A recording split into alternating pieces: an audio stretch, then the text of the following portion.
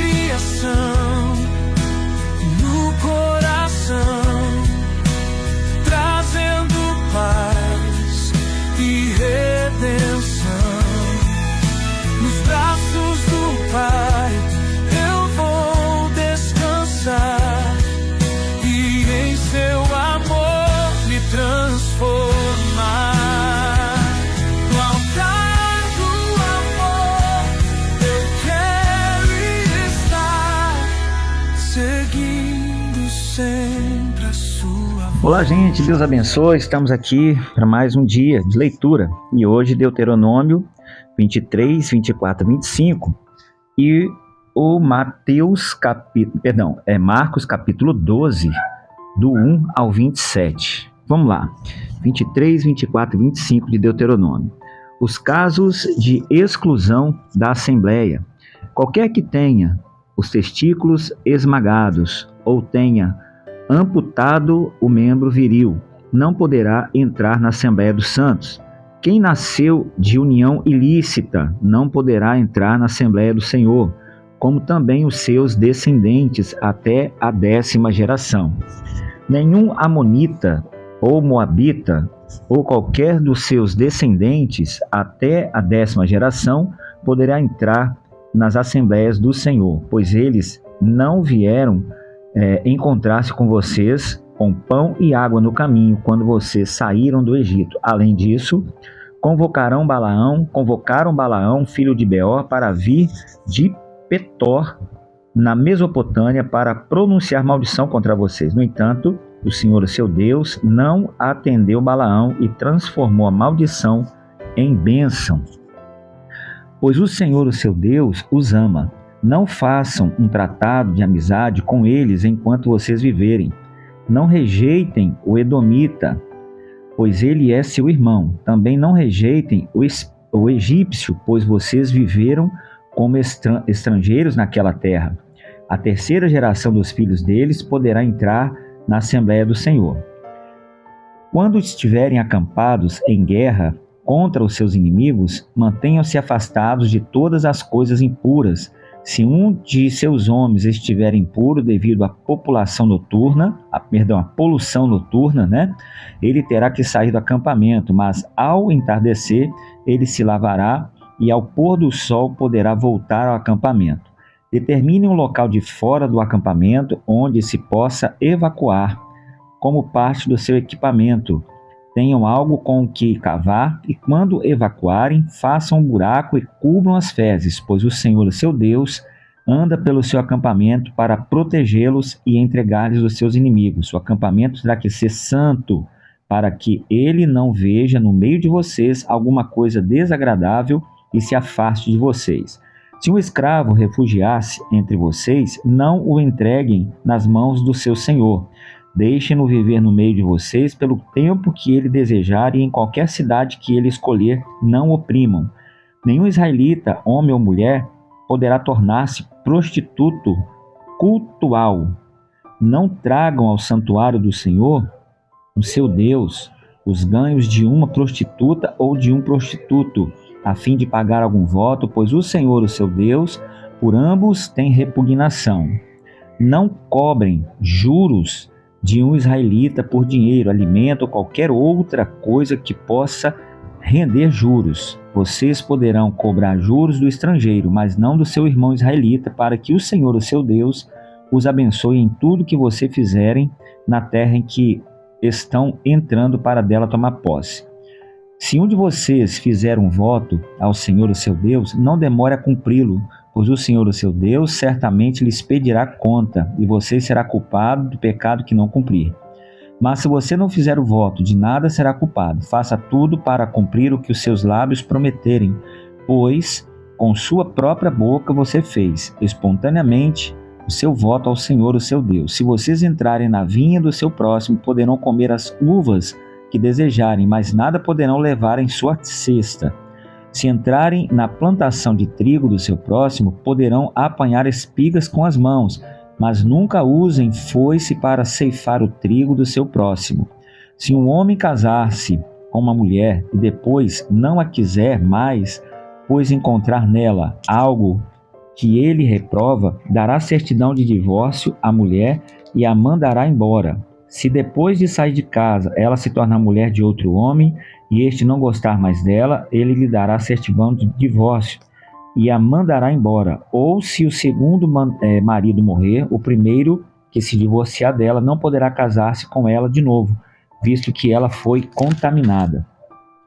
Seria detestável para o Senhor. Não tragam pecado sobre a terra que o Senhor, o seu Deus, lhes dá por herança. Se um homem tiver casado recentemente, não será enviado à terra, nem assumirá nenhum compromisso público. Durante 1 ano estará livre para ficar em casa e fazer feliz a mulher com quem se casou. Não tome as 2 pedras de moinho, nem mesmo apenas a pedra de cima, como garantia de uma dívida, pois isso será tomar como garantia o meio de subsistência do devedor. Se um homem for pego sequestrando um dos seus irmãos israelitas, tratando-o com escravo ou vendendo-o, o sequestrador terá que morrer. Elimine o mal do meio de vocês. Nos casos de doenças de lepra, tenham todo o cuidado de seguir exatamente as instruções dos sacerdotes levitas.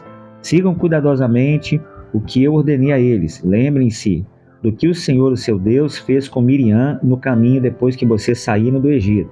Quando um de vocês fizerem um empréstimo de qualquer tipo ao seu próximo, não entre na casa dele para apanhar o que ele lhe oferecer como pagamento ou penhor. Fique do lado de fora e deixe que o homem a quem você está fazendo o empréstimo traga a você o penhor que ele prometeu. Se o homem for pobre, não vá dormir tendo com você o penhor. Devolva-lhe o manto ao pôr do sol, para que ele possa usá-lo para dormir. Ele seja grato. Isso será considerado um ato de justiça pelo Senhor, o seu Deus. Não se aproximem do pobre e necessitado, seja ele um irmão israelita ou um estrangeiro que viva numa das suas cidades. Peguem-lhe o seu salário diariamente antes do pôr do sol, pois ele é necessitado e depende disso. Senão ele poderá chamar o Senhor contra você e você será culpado de pecado. Os pais não serão mortos em lugar dos filhos, nem os filhos em lugar dos pais. Cada um morrerá pelo seu próprio pecado. Não neguem justiça ao estrangeiro e ao órfão, nem tomem como penhor o manto de uma viúva. Lembrem-se de que vocês foram escravos no Egito e de que o Senhor, seu Deus, os libertou. Por isso lhes ordeno que façam tudo isso. Quando vocês estiverem fazendo a colheita de suas lavouras e deixarem um feixe de trigo para trás, não voltem para apanhá-lo. Deixem-no. Não voltem para apanhá-lo. Deixem-nos para o estrangeiro, para o órfão e para a viúva, para que o Senhor, o seu Deus, os abençoe em todo o trabalho das suas mãos. Quando sacudirem as azeitonas das suas oliveiras, não voltem para colher o que ficar nos ramos. Deixe que o sobrar para o estrangeiro, para o órfão e para a viúva, enquanto colherem as uvas da sua vinha. Não passem de novo por ela. Deixe sobrar para o estrangeiro, para o órfão e para a viúva. Lembrem-se de que vocês foram escravos no Egito. Por isso lhes ordeno que façam tudo isso. Aqui Deus está dando uma grande lição, de partilhar o que temos, e não ajuntar mais do que precisamos. Claro, cada um tem a liberdade de colher e juntar tudo aquilo que seja abastança, porém sem usura, Então aqui Deus está ensinando isso, não termos usura. É seu por direito, junte tudo que você conseguir, mas sem usura. Então partilhe um pouco, desde que não vá te prejudicar, mas partilhe um pouquinho com aquele que não tem. E por último, 25. Vamos lá. Quando os homens ou 2 homens se envolverem numa briga, terão que levar a causa ao tribunal e os juízes decidirão a questão, absolvendo o inocente e condenando o culpado. Se o culpado merecer açoitamento, o juiz ordenará que se deite e seja açoitado em sua presença, com o número de açoites que o crime merecer, desde que nunca ultrapasse 40 açoites. Açoitá-lo, além disso, será humilhar publicamente um israelita. Quer dizer, até nisso, até no castigo tem limite, pessoal? Não é castigar, não, vamos castigar, não. Até o castigo tem limite. Não amordaçem o boi enquanto está debulhando o cereal. Se 2 irmãos morarem juntos e um deles morrer sem deixar filhos, a sua viúva não se casará com alguém de fora da família. O irmão do marido se casará com ela e cumprirá com ela o dever de cunhado. O primeiro filho que ela tiver levará o nome do irmão falecido para que o seu nome não seja apagado de Israel. Aqui está falando sobre linhagem, né? Claro que isso era um costume dos israelitas, não era um costume nosso. Mas no mundo espiritual, o que isso tem a ver com a nossa vida como cristão? É buscar se relacionar com pessoas da mesma linhagem, né? Da mesma família espiritual, da mesma fé. Se todavia ele não quiser casar-se com a mulher do seu irmão, ela fará aos líderes do lugar à porta da cidade e dirá: o irmão do meu marido está se recusando a dar continuidade ao nome do seu irmão em Israel. Ele não quer cumprir para comigo o dever de cunhado. Os líderes da cidade o convocarão e conversarão com ele. Se ele insistir em dizer não quero me casar com ela, a viúva do seu irmão se aproximará dele na presença dos líderes, tirará uma das suas sandálias, ou umas sandálias dele, cuspirá no seu rosto e dirá: é isso que se faz com o homem que não perpetua a descendência do seu irmão. E a descendência daquele homem será conhecida em Israel como a família do descalçado, né? Que quer dizer o desleal, né? Se 2 homens estiverem brigando e a mulher de um deles vier para livrar o marido daquele que o ataca e pegá-lo pelos órgãos genitais, cortem a mão dela, não tenham piedade. Quer dizer, é o maus tratos, né? Não tenham na bolsa 2 padrões para o mesmo peso, um maior e outro menor. Não tenham em casa 2 padrões para a mesma medida, ou um maior e outro menor. Tenham pesos e medidas exatos e honestos, para que vocês vivam muito tempo na terra que o Senhor, o seu Deus, lhes dá. Aqui Deus está dando uma lição sobre desigualdade e deslealdade, né? Agir de forma sempre igual, né? Com a mesma, vamos dizer assim, com a mesma palavra. Se você falar uma coisa para um, fala a mesma coisa para outro. Se você fizer algo por um, você tem que fazer pelas mesmas pessoas, sem preferência. É o que Jesus ensinou lá, né? No Novo Testamento, acepção de pessoas ou de coisas. Lembrem-se do que os amalequitas lhe fizeram no caminho quando vocês saíram do Egito. Quando vocês estavam cansados e exaustos, eles se encontraram com vocês no caminho, eliminaram todos que ficaram para trás, não tiveram temor de Deus. Quando o Senhor, o seu Deus, der a vocês o descanso de todos os inimigos ao seu redor, na terra que lhes dá para dela tomarem posse por herança, vocês farão que os amalequitas sejam esquecidos de debaixo do céu. Não se esqueçam disso. Aqui nós estamos aprendendo o quê? Que Deus é justo, né? Cada um colhe exatamente aquilo que está plantando. Então vamos lá, Marcos do 1 ao 27. Vamos juntos? Marcos 12, né? Do 1 ao 27. Então, a parábola dos lavradores. Então Jesus começou a lhes falar por parábolas. Certo homem plantou uma vinha, colocou nela uma cerca ao redor dela, cavou um tanque para prensar as uvas e construiu uma torre. Depois arrendou a vinha a alguns lavradores e foi fazer uma viagem. Na época da colheita enviou um servo aos lavradores para receber deles parte do fruto da vinha. Mas eles o agarraram e os espancaram e o mataram e mandaram embora de mãos vazias. Então enviou-lhes outro servo, lhes bateram na cabeça e humilharam. Enviou outro, e o qual mataram. Enviou muitos outros, em alguns bateram e outros mataram. Faltava-lhes ainda um para enviar, o seu filho amado. Por fim o enviou dizendo: a meu filho respeitarão. Mas os lavradores disseram uns aos outros: este é o herdeiro, venham, vamos matá-lo, e a herança será nossa. Assim eles o agarraram, mataram e o lançaram para fora da vinha. O que fará então o dono da vinha? Virá e matará aqueles lavradores e dará a vinha a outro? Vocês nunca leram esta passagem das Escrituras? A pedra que os construtores rejeitaram tornou-se a pedra angular, quer dizer, a pedra fundamental, né? Isso vem do Senhor e é algo maravilhoso para nós. Aqui Deus estava dando a lição para eles sobre o reino de Deus que havia, Jesus que é o filho herdeiro, né? E os mensageiros ali, os servos, são todos aqueles que vêm em nome do Senhor que o povo rejeita, né? O povo está usufruindo daquilo que não é deles, a vida, né?